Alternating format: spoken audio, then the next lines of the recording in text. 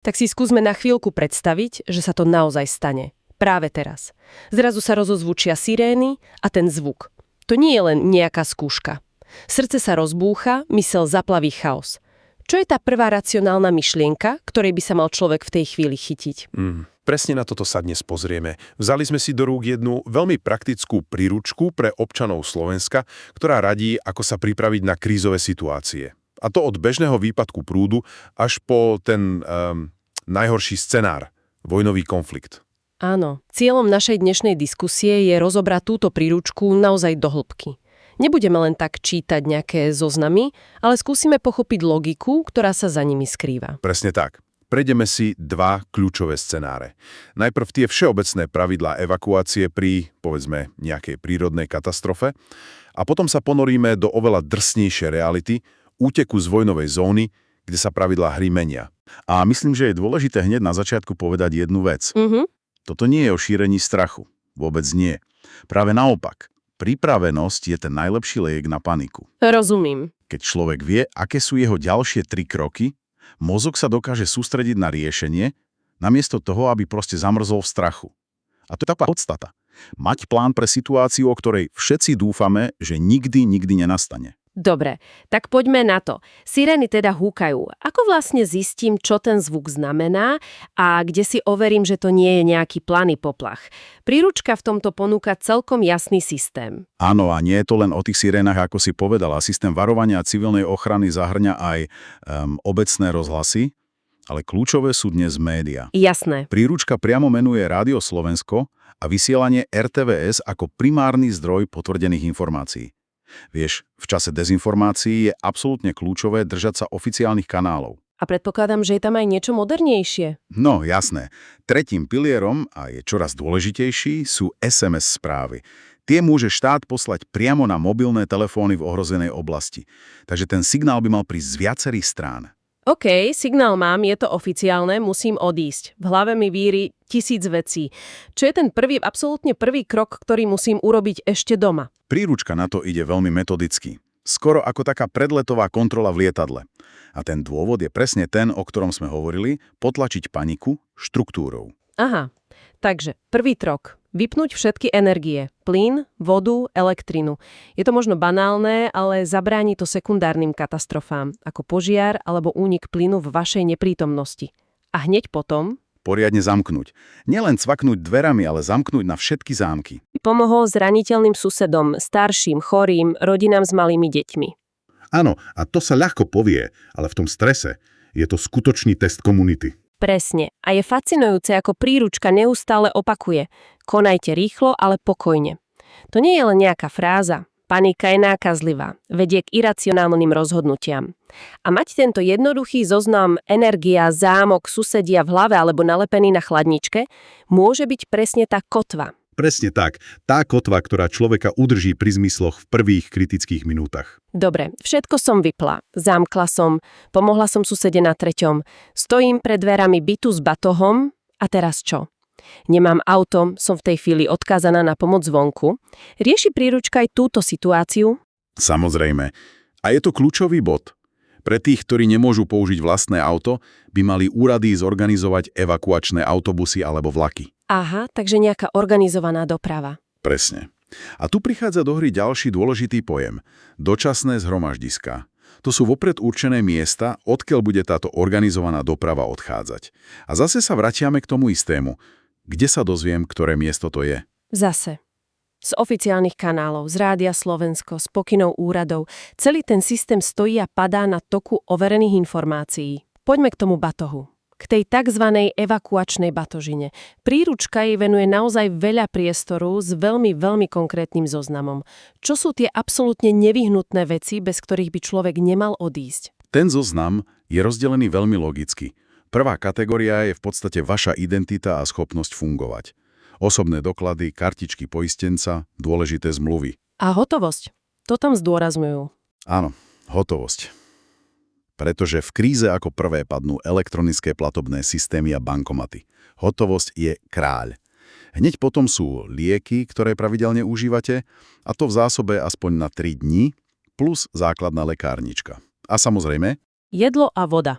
Základné kalórie a hydratácia. Trvalivé, vysokoenergetické jedlo a voda. To sú tie základy. Ale potom sú tam veci, ktoré delia, povedme, prežitie od trápenia. Teplé oblečenie, ideálne vrstviteľné, pevná obuv, hygienické potreby a taký ten klasický zálesácky základ. Multifunkčný nôž, niečo na založenie ohňa a spoľahlivé svietilo, ideálne čelovka s náhradnými batériami. Presne. Presne. A v texte ma zarazila jedna veta. Venuje sa menej zrejmým, ale v kríze potenciálne život zachraňujúcim veciam.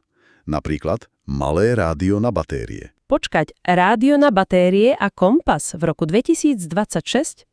To mi znie ako výbava z 90. rokov. Naozaj sa nemôžeme spoľahnúť na smartfóny a Google mapy. A presne toto je tá mentálna páska, do ktorej sme sa dostali. Spoliehame sa na infraštruktúru, ktorú považujeme za úplne samozrejmú. Ale čo ak vypadne elektrina na dlhší čas? Čo ak skolabujú mobilné siete pod náporom alebo budú cielene zničené? Tak sa smartfón stane len ťažítkom. Len kusom skla a kovu. Ale to malé rádio na baterky bude stále prijímať signál Rádia Slovensko. A offline mapy v mobile spolu s jednoduchým kompasom ti ukážu cestu, keď GPS prestane fungovať.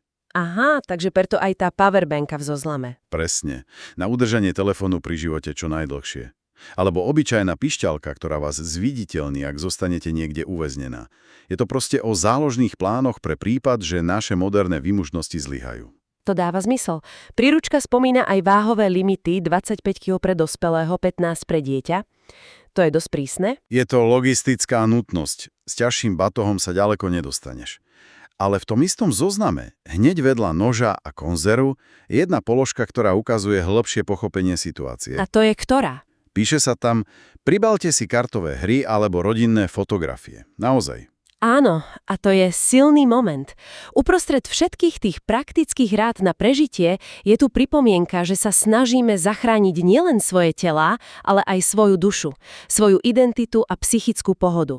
V dlhotrvajúcej kríze je práve toto rovnako dôležité ako jedlo. A naopak, je tam aj zoznam toho, čo si sebou nebrať.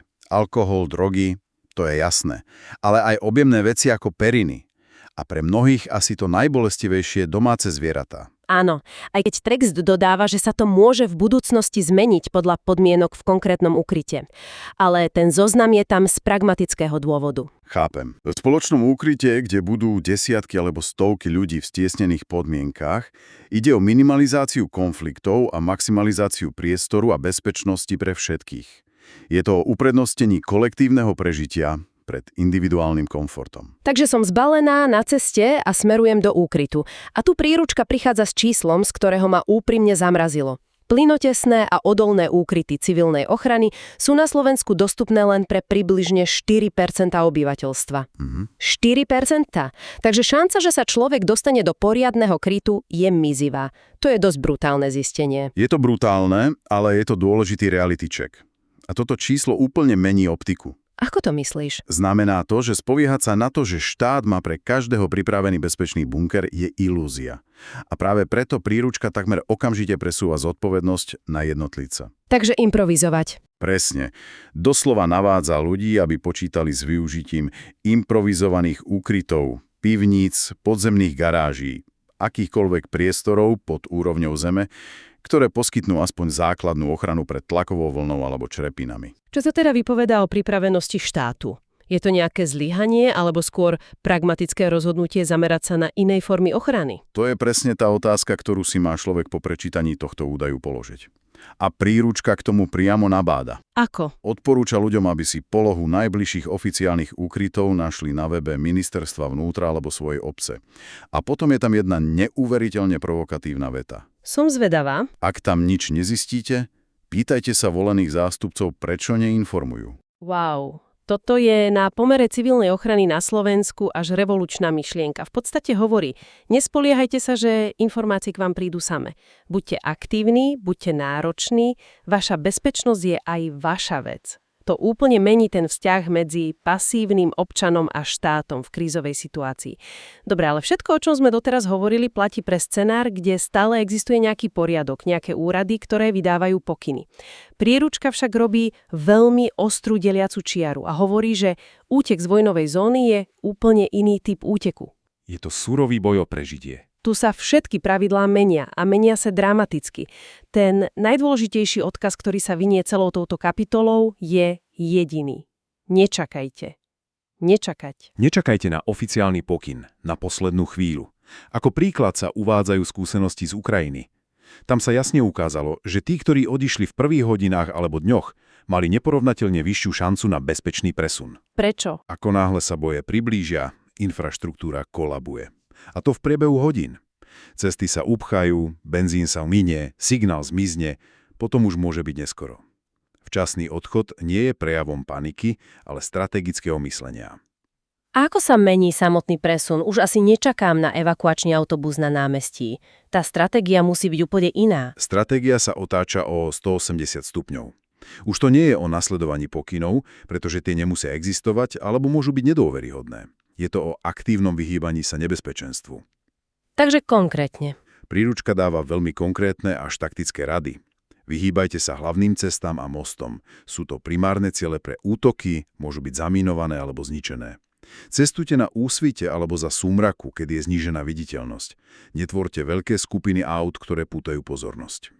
A zase sme pri tých mapách. Zase. Využívajte menej frekventované cesty, turistické trasy a opäť sme pri tých offline mapách v mobile. Keď som si čítala tú pasáž o prechode cez vojenské kontrolné body, tie tzv. Checkpointy, tak mi prebehol mráz po chrbce. To je situácia, kde sa môže stať čokoľvek. A rady v príručke sa točia okolo jedinej veci. Deeskalácii. Presne, deeskalácie a potlačenia vlastného ega. Absolútne. Cieľom nie je dokázať svoju pravdu alebo bojovať za svoje práva.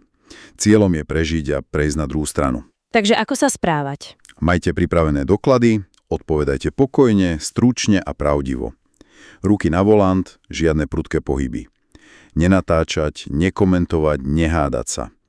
Správať sa neutrálne, takmer submisívne. Je to o pochopení, že v tej chvíli nemáte žiadnu moc. A akákoľvek konfrontácia môže skončiť tragicky. Je to jedna z najťažších psychologických skúšok. A to nás privádza k mentálnej príprave. V tomto je príručka až brutálne úprimná. Hovorí o potrebe zmieriť sa s možnosťou, že návrat domov už nikdy nebude možný. Že domov, ako ho poznáme, môže byť zničený, obsadený alebo vyrabovaný. To je neuveriteľne ťažká predstava. Je to asi to najťažšie. Ale podľa autorov je psychická príprava na túto možnosť kľúčová, aby človek dokázal zvládnuť ten obrovský stres a neistotu. Aby sa nezrútil, keď sa jeho najhoršie obavy naplnia. Preto tie dokumenty. Presne. Preto je také dôležité mať digitálne aj fyzické kópie všetkých dokumentov na USB kľúči, v cloude, u príbuzných v zahraničí. Pretože váš dom môže zmiznúť, ale digitálna kópia rodného listu vám môže zachrániť budúcnosť. Príručka tiež pripomína tú strašnú voľbu medzi odchodom a zotrvaním, vrátane rizika nátlaku zo strany okupačných síl. Odchod teda nie je len logistické rozhodnutie. Ako to text briliantne formuluje, je to akt odvahy a strategického myslenia. Takže keď si to celé zhrnieme, čo nám táto príručka vlastne hovorí? Mám pocit, že je to oveľa viac, než len nejaký manuál na prežitie. Je to skôr návod na zmenu myslenia. Presne tak. Od toho pasívneho čakania, že sa o mňa v krízi niekto postará, k aktívnej príprave a prevzatiu zodpovednosti za vlastný osud. Ak by som mal z toho vyťahnuť jedno jediné posolstvo, nebolo by to bojte sa.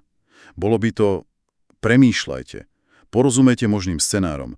Nie preto, aby ste žili v strachu, ale preto, aby vaša reakcia v kritickej chvíli vychádzala z pripraveného plánu, nie z momentálnej paniky. Jasné. Pripravenosť dáva človeku pocit aspoň čiastočnej kontroly v situácii, ktorá sa zdá byť absolútne nekontrolovateľná. A to je obrovská psychologická výhoda. A presne to otvára jednu záverečnú myšlienku, ktorá sa nám tu vynárala počas celej diskusie. Príručka podrobne opisuje, aké materiálne veci si vziať, aby sme prežili. To je ten základ. Ale tá skutočná otázka, ktorú si po jej prečítaní môže každý položiť, je oveľa hlbšia. A to je: aké nehmotné hodnoty je najdôležitejšie si uchovať, keď hrozí strata všetkého materiálneho? Či už je to schopnosť opraviť veci, znalosť prvej pomoci, alebo len obyčajná ľudskosť a ochota pomôcť susedovi. Aké vedomosti, zručnosti a komunitné väzby sa v momente, keď peniaze stratia hodnotu a majetok zhorí, stávajú tou novou, tou skutočnou menou?